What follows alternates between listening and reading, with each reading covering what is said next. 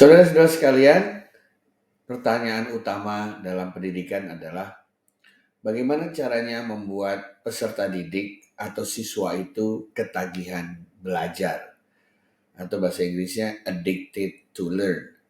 Nah, inilah yang pada hari ini akan saya coba sharingkan ke Anda semua, cara-cara atau pendekatan yang bisa kita pakai agar peserta didik kita itu ketagihan belajar atau addicted to learn. Harapannya teman-teman sekalian nanti bisa menjelaskan apa yang dimaksud dengan ketagihan belajar, bagaimana cara membedakan ketagihan belajar yang baik dengan yang buruk gitu ya. Kemudian teori-teori apa saja yang mendukung tercapainya situasi di mana seorang siswa itu addicted to learn. Kemudian pendekatan utama yang bisa dipakai terutama bagi guru dan peserta dan pendidik dalam mencoba menghadirkan proses pembelajaran yang menarik dan menyenangkan ya dan berbagai hal terkait dengannya. Robert Kiyosaki mengatakan don't be addicted to money katanya, jangan ketagihan uang, ketagihannya belajar. Karena dengan belajar maka uang akan mencari Anda, kasarannya seperti itu. Nah, ketagihan belajar itu kenapa bisa baik bisa buruk? Bisa buruk karena bisa saja karena dia ketagihan belajar itu dia menjadi individu yang asosial, tidak mau berinteraksi dengan orang lain. Bisa menjadi individu yang menyendiri atau tidak gaul ya. Ini banyak juga yang ditakutkan oleh banyak orang. Tetapi akan baik jika menyebabkan yang bersangkutan itu bertambah pengetahuannya, kompetensinya bagi masa depan, bagi karirnya pribadi dan masyarakat di sekitarnya. Nah, kasmaran belajar ya atau bahasa puitisnya begitu ya. Itu tahu dari mana seseorang itu ketagihan belajar. Itu kita bisa melihat jika mereka aktif menimba ilmu secara mandiri. Bukan karena disuruh orang lain, bukan karena disuruh orang tua, disuruh guru ya, tetapi mereka aktif secara mandiri belajar. Atau mereka berinisiatif mengikuti banyak sekali kegiatan karena keingintahuan mereka tinggi, ikut organisasi A, ikut kegiatan B dan lain sebagainya.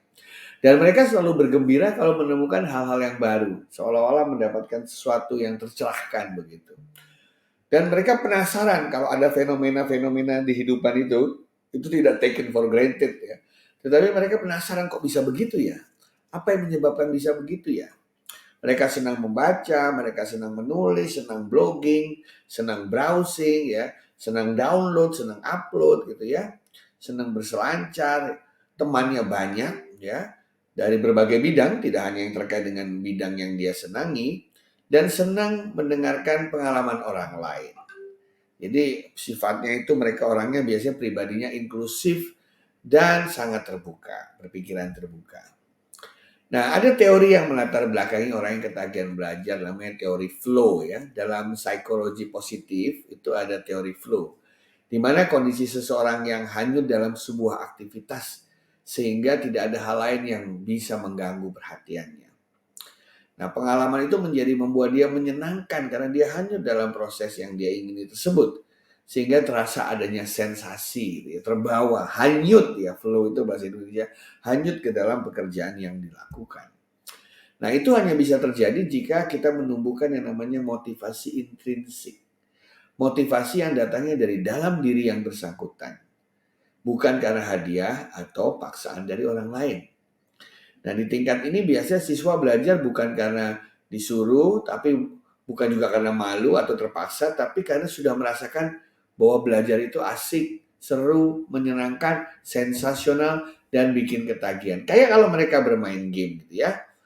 Nah, pertanyaannya bagaimana agar benih-benih motivasi intrinsik yang pada dasarnya ada pada tiap manusia itu bisa ditumbuhkan agar mereka menjadi pembelajar yang cepat, bekerjanya lebih bagus gitu ya, kreatif, inovatif, dan juga punya kesehatan psikologi yang bagus.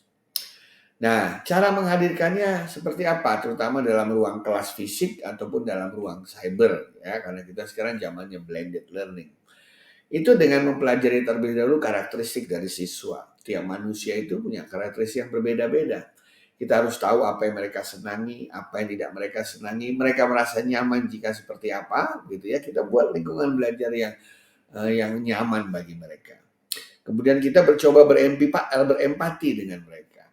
Kalau mereka adalah tipe A, kita coba berempati. Atau mereka tipe B, kita coba berempati. Agar kita tahu apa yang mereka senangi, apa yang menjadi value bagi mereka. Barulah kita merancang strategi pembelajaran yang tepat. Ya, dan kalau sudah membuat strategi pembelajaran yang tepat, cara kita berkomunikasi dengan mereka pun harus menarik. Saya beri contoh misalnya, generasi Z ya. Generasi Z itu senangannya langsung praktek, mencoba langsung, try and error, eksperimen. Ya mereka tidak suka mendengarkan. Jadi banyak orang mengatakan bahwa generasi Z ini bukan pendengar yang baik, tapi mereka pembelajar yang cepat. Asal ditunjukkan caranya dan mereka mencoba. Ini sebagai contoh saja. Ya, generasi Z ini yang lebih senang kalau diajarkan tuh dengan cara visualisasi, bukan dengan diomongin verbal gitu ya. Mereka lebih senang melihat contoh, senang bergerak, gitu ya. Tidak suka digurui, gitu ya. Tidak suka diperintahkan, mereka lebih senang berkolaborasi, gitu ya. Dan biarkan mereka bereksperimen dan belajar darinya. Nah, disitulah makanya saudara-saudara sekalian, kalau kita nanti berhadapan dengan generasi Z atau generasi sesudahnya, generasi Alpha dan Beta, kita harus tahu mengenai prinsip-prinsip ini. Dan kita juga tahu dalam konsep multiple intelligence, setiap orang punya komposisi multiple intelligence yang berbeda-beda.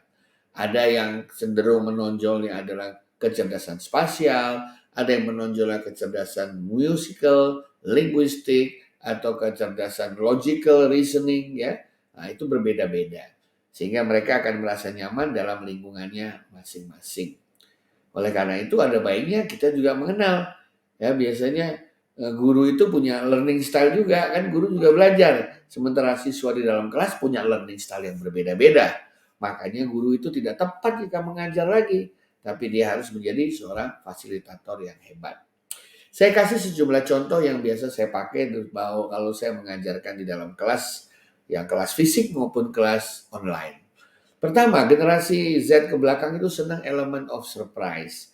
Mereka tidak suka sesuatu yang terpola sama, terus monoton, patternnya sama. Tapi kita harus memberikan surprise-surprise yang tidak pernah mereka duga. Itu akan meningkatkan semangat mereka. Mereka juga senang kalau dikasih sesuatu yang baru, yang bagi mereka menarik dan tidak pernah mereka lihat, gitu ya. Banyak guru-guru dosen saya lihat bahwa mereka kurang banyak browsing. Jadi yang diperlihatkan dosen itu siswanya udah pernah lihat dulu sebelumnya, kalah set begitu. Jadi tidak menarik apa yang kita sampaikan. Jadi kita harus pandai-pandai mencari bahan yang baru di dalam dunia cyber sebagai pemicu terjadinya proses pembelajaran. Kemudian juga pembelajaran itu harus bagi mereka tuh safe. Safe itu maksudnya begini. Kadang-kadang siswa itu merasa kalau belajar sama guru atau dosen itu ada risikonya. Apa? Risiko takut salah ngomong, risiko takut dimarahin, risiko takut nilainya jelek, risiko takut ditertawakan. Nah ini kita harus bebaskan mereka dari risiko itu. Biarkan mereka berekspresi, biarkan mereka berbicara ya. Benar atau salah tidak penting dalam konteks ini. Tetapi bagaimana kita saling menghargai, mendengarkan pendapat orang, mendengarkan perspektif orang. Dan kita sebagai fasilitator nanti menunjukkan mana yang kira-kira menurut konsep diajarkan seperti ini, mana yang tidak, dan lain sebagainya. Kalau mereka sudah merasa nyaman untuk berbicara, nyaman untuk mengemukakan pendapat, nyaman untuk berdebat dengan orang lain, maka pembelajaran akan menjadi enak dan mereka tak sabar menunggu kelas berikutnya. Kemudian siswa sekarang juga senang sesuatu yang ada melibatkan adrenalin gitu ya.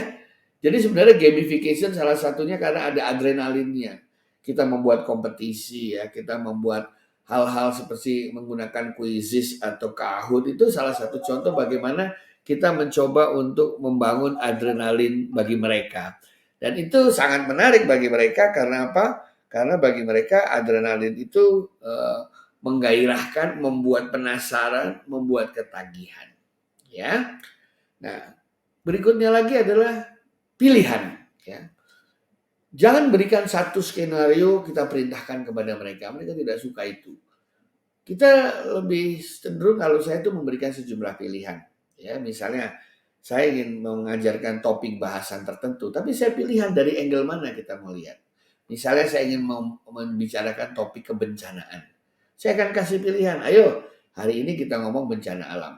Silakan masing-masing mau milih boleh. Anda mau milih gunung meletus boleh, mau memilih gempa bumi silahkan, mau memilih apa lagi gempa bumi, tsunami, oke. Mau milih kebakaran hutan, ayo gitu ya. Silahkan mereka yang memilih gitu ya. Karena kalau mereka memilih, mereka merasa berada dalam kendali, dalam kontrol, dalam proses pembelajaran itu.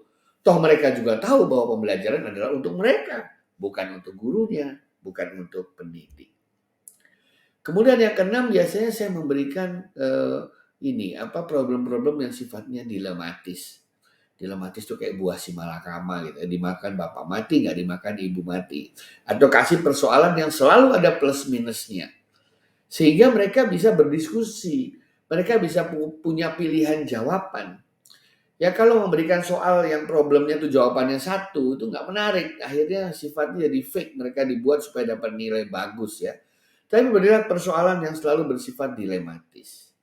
Ya, kalau mengambil pilihan A, kelebihannya ini, kekurangannya itu. Mengambil pilihan B, kelebihannya itu, kekurangannya itu. Dan seterusnya. Saya pernah sampaikan dalam video saya sebelumnya, misalnya yang sifatnya dilematis itu begini. Anda ingin harga beras murah atau mahal? Kalau mereka bilang pengen harga beras murah, kita bisa bilang bahwa mereka berarti tidak membela petani. Jadi petani Indonesia dibeli murah terus, gak dapat profit besar. Sementara ada yang mengatakan, saya pengen harga beras mahal. Kita bisa bilang, kalau mahal berarti Anda tidak membela rakyat miskin. Nah, akhirnya mereka bingung, gimana dong? Disitulah mereka akan berpikir, berdiskusi, berelaborasi, dan penasaran untuk mencari jawaban yang baik. Dan juga kita berikan mereka cara berpikir yang out of the box, ya, cara berpikir yang tidak biasa.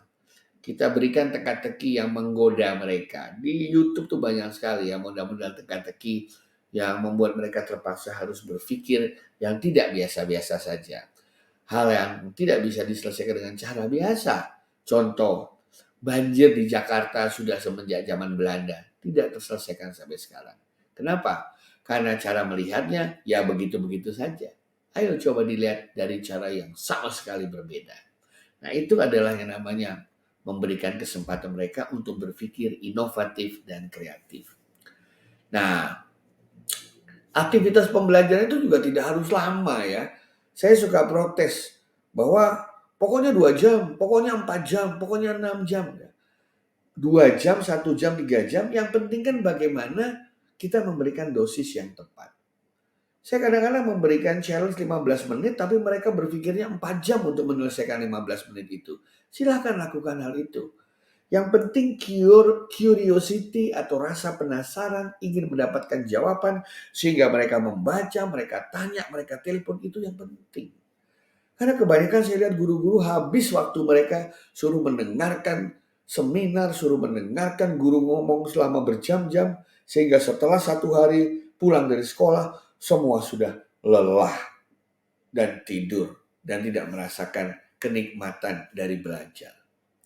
Nah, di sini guru-guru, pendidik, dosen-dosen harus lebih bijaksana dan cerdas dalam mengelola waktu. Yang penting bukan waktu mengajarkan tidak ada lagi, tapi waktu mereka untuk belajar. Disitulah fungsi kita sebagai fasilitator. Saudara-saudara sekalian, banyak sekali aneka ragam variasi belajar yang bisa Anda manfaatkan. Saat ini banyak sekali teknologi yang bisa dipakai agar belajar lebih menarik. Banyak tools-tools, banyak permainan ya yang bisa Anda manfaatkan dengan baik. Setelah mengikuti pelatihan edutainment, hostutainment yang saya sampaikan dalam berbagai audio, video ya, Anda boleh mencoba menjawab pertanyaan ini. Hal-hal baru saja, hal-hal baru apa yang Anda dapatkan selama Anda mengikuti video-video yang saya sampaikan. 8 lah contohnya, ya paling tidak. Atau dari semua yang baru tersebut, mana yang paling Anda ingin diterapkan? Bagaimana rencana Anda menerapkannya? Nah, dan kemudian saya juga butuh jawaban dari Anda, atau Anda bisa merenungkan kira-kira kondisi apa sih yang menghalangi Anda untuk menjalankan gagasan-gagasan inovasi dan kreasi. Aturan pemerintah kah? Ya, peraturan dari sekolah kah? Atau support dari yayasan atau apa? Melalui permenungan itu nanti kita bisa saling berdiskusi untuk menemukan hal yang terbaik. Saudara-saudara sekalian, pembelajaran itu yang menentukan berhasil apa tidaknya tidak bisa kita, tetapi mereka yang menjadi menjalani proses pembelajaran itu, yaitu peserta didik itu sendiri. Mudah-mudahan video yang baru saja saya sampaikan bisa memberikan manfaat untuk Anda. Mari kita buat diri kita sendiri dan anak-anak didik kita menjadi individu yang ketagihan belajar demi masa depan diri sendiri, masa depan masyarakat dan negara di tempat kita berada. Terima kasih.